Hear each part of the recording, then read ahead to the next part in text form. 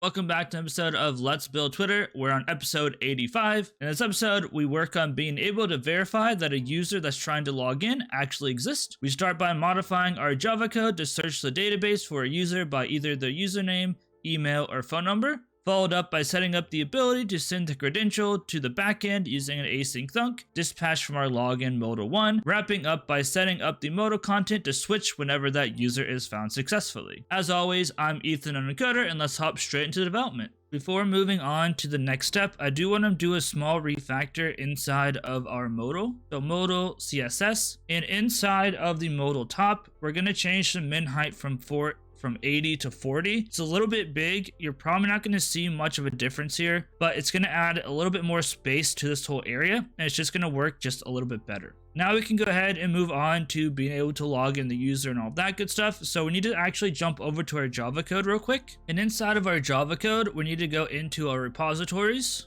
and into our user repository. Now we already have an optional find by username. Now we need an optional find by email, phone, or username because this is how people log in.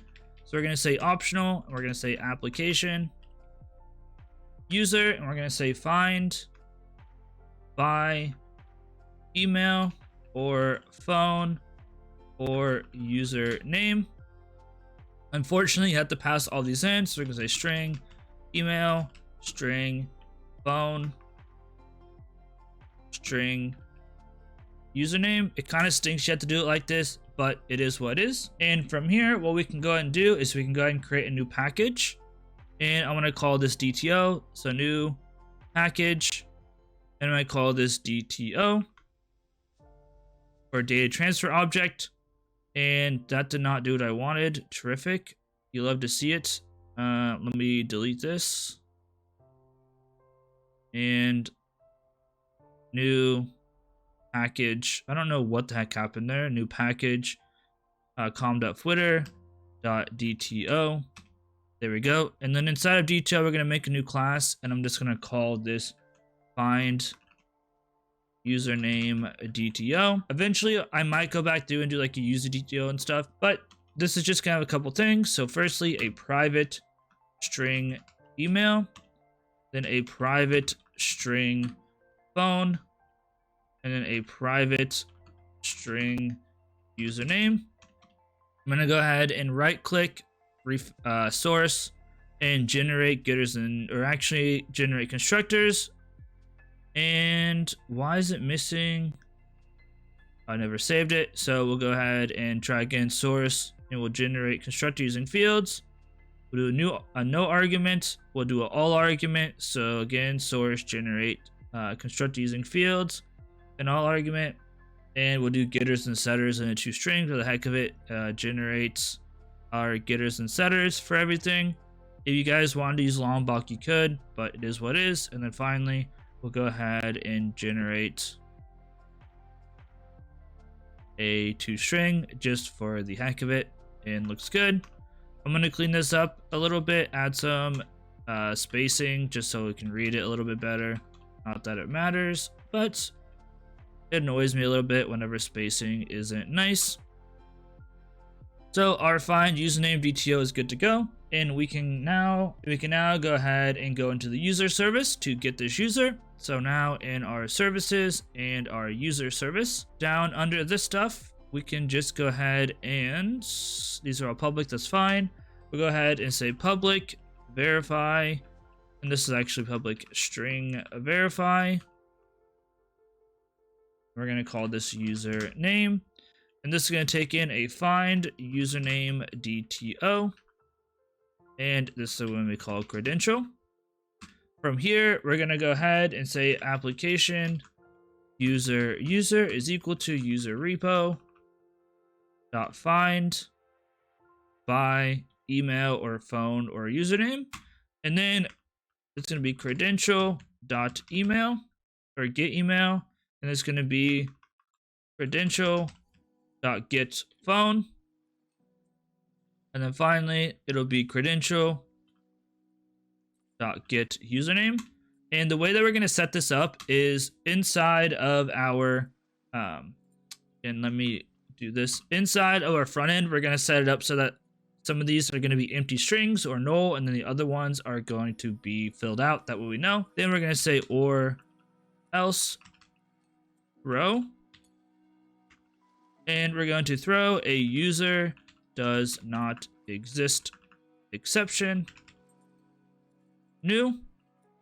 So we're either going to get the user or throw an exception, and we'll go ahead and return the user.getUsername. So we'll go ahead and pass back the username to store in our state on the front end. And again, like I said, we're going to fill it out so that it passes in the correct credential. That way it can find the user. Now we can go ahead and go into our auth controller and set up the last part of this that we need. And inside our auth controller, we'll just go ahead and throw this on the bottom. We're going to go ahead and say at post mapping, and we're going to call this to /find. If we wanted to, we could have done like a parameter or something here, but it's fine. Have a public response entity of type string, and this will be called verify username. We don't want to pass back the whole user because they haven't actually verified their password yet. And the request body is going to be find username DTO. So the goal here is just to search for the username, not to get back the whole user. And then whenever they actually pass in the correct password, we can get back everything. Go ahead and import find username DTO. And what we're going to do is we're going to say HTTP headers, HTTP headers is equal to, if I could type a new HTTP headers. And we're doing this because we want to set this to a raw string. It's not going to be sending back an object or anything. And this is just going to come from org.spring framework, I believe. And then we're going to say HTTP headers. We're going to say dot, and we're going to say set content type. And this is going to be media type of dot text underscore plain. So we're just sending back a plain text.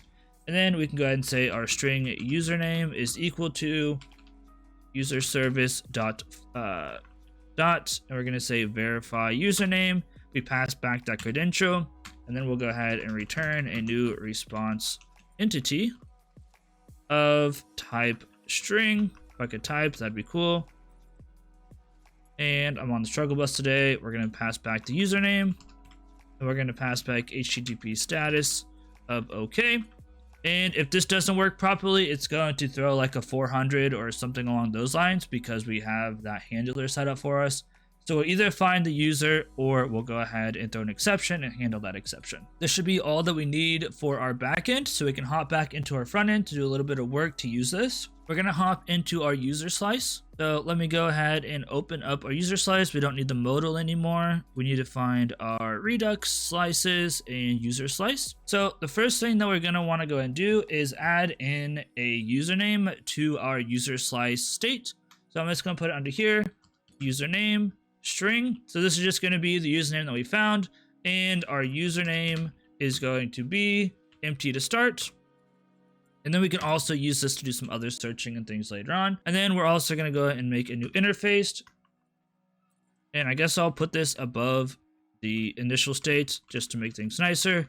Interface, this is going to be verify user body, because this is what we're going to be passing in. And this is going to be an email string, a phone string, and a username string. This is the data that the API is expecting. We want to create a new thunk, so I can just put this below our login user, I guess. Export const, and this is going to be called verify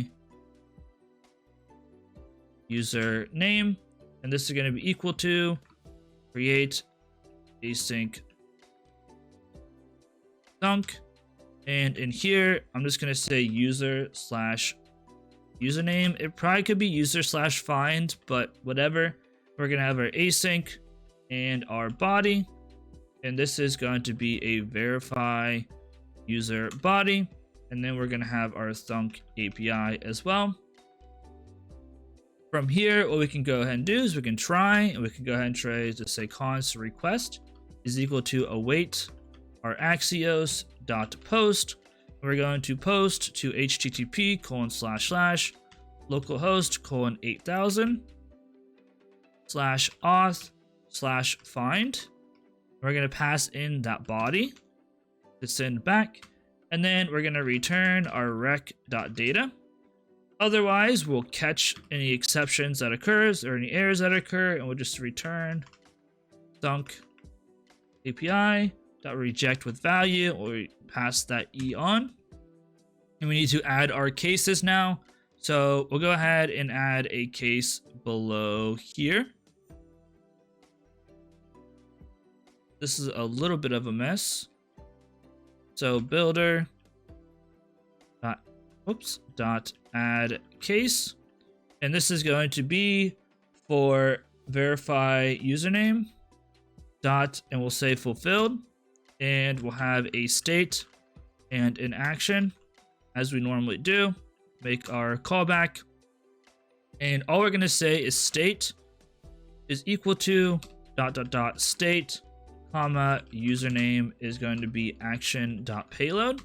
So we're just getting that username out of there, and we'll return the state, and I'll throw a semicolon on there. It's not needed, but I like to.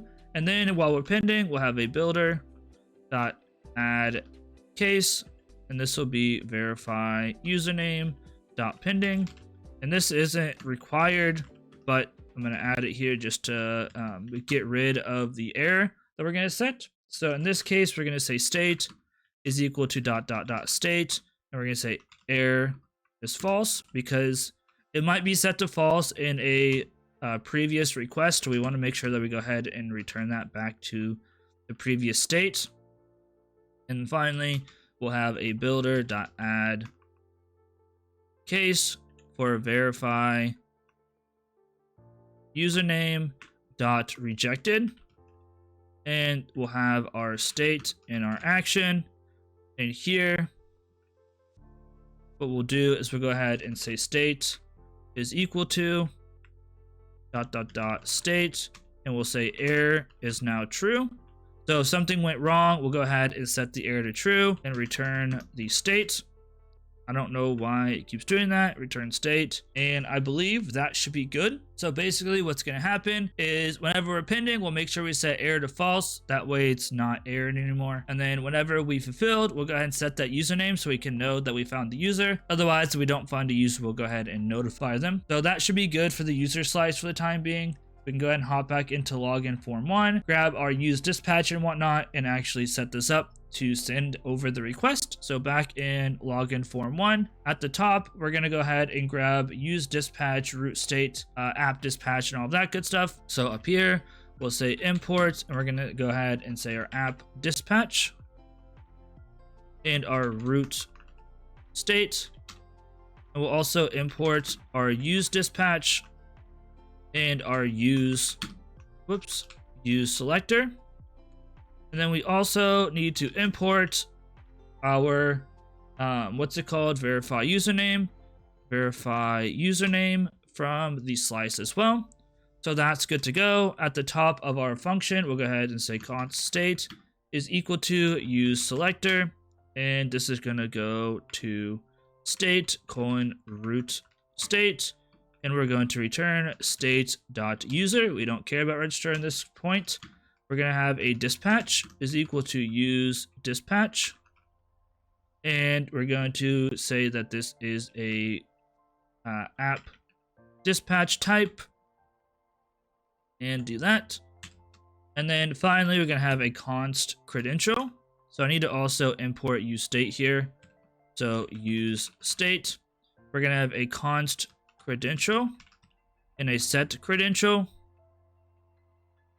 equal to use state, and this will be a string and empty string. We need a way to keep track of what our user is.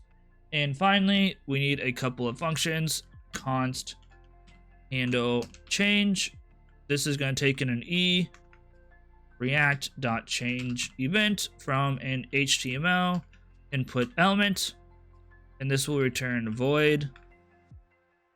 And what we want to do here is just say set credential equal to e.target. Nope, e.target.value, and this is going to be set up to the validated input. And finally, we need a dispatch function. So const find username is going to be a function that returns void, and we're going to say let our body equal to email of an empty string, phone of an empty string, and username is an empty string. And we're going to actually need to import one last thing. We need to import validate email and validate password, or validate phone. So import, and we're going to say validate email and validate phone. And the way we're going to check this, we're going to say if validate email. So if this is true of the credential, that means that we have an email on our hands. So we're going to say body.email is equal to credential. Otherwise, else if our validate phone of credential is true, that means we have a phone number. So we'll say body.phone is equal to credential. Otherwise, we have a username. So body.username is equal to credential. That's going to set up our find username DTO. So basically, we're going to leave two of them blank, one of them empty. So the blank ones obviously aren't going to match against the database. The full ones will. Then we want to go ahead and dispatch our verify user. And this is going to take in that body like so, and save. Now we need to set up a couple of other things. So firstly, we need to set the validated input to change the credential. So if we come down to wherever our validated input is, it's a little bit of a mess right now, but it should be okay if I can find it. Am I going crazy? Total, there it is, validated input. This is going to be change. If I could type change value, or is it update value? Did I call it update value? What did I call this? Handle change. And then whenever we hit the next button, wherever it is, next button, this one should have an on click on it, I believe. The next button needs an on click. And the on click is going to say find username. And a couple other things is, instead of now saying just valid equal true, let's go ahead and say not state.error. So if we have an error, it's going to light this up red. And then we'll also go ahead and throw this state.error, and we'll add an error message. So we'll say P, we'll say class name equal to, and we'll say login-form-1-error. And we're going to say unable to find user. And this is actually what Twitter does. It's not really good security, so come on, Elon. We'll also say color red here. And theoretically, this should be set up to actually test it out. So before we set up the CSS for that, let's just see if it's working or not. So everything should be running. The database is up. So if I say sign in, and let's say that we put in our username, which is unknown Koder 1234. It's not going to do anything, although it does say unable to find user, so that's interesting. Let's see if there's an error here. So there is an error. User you're looking for does not exist. Let's double check what we called this. I thought it was it's just unknown coder. It's not 1234. It's just unknown coder. Still says not exist. So let's see. We got another error. Set username unknown coder. This should be running. Let's check our database to see what's going on here. Actually, before we open up our database, let's just go back into our login form 1, and let's go ahead and console.log what our body looks like, just to make sure it looks fine.